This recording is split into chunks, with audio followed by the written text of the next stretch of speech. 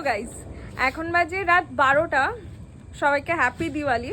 তো এখন এই রাত 12টার সময় আমাদের মনে হয়েছে যে সারাদিন তো একটু বাজি ফাটানো হলো না, চাই আমরা একটু ঘুমানোর আগে বাজি ফাটিয়েছি। চারিদিকে এত বাজির আওয়াজ আসছে, নিজে উল্টে গেছে।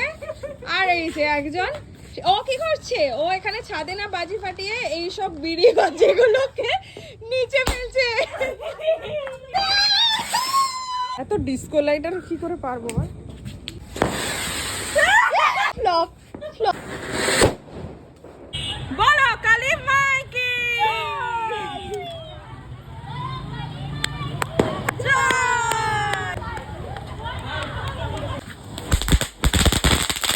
বিড়ি নেবে? দেখি, নাও তো, ভালো না।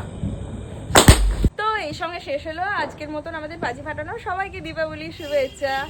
চলো টাটা।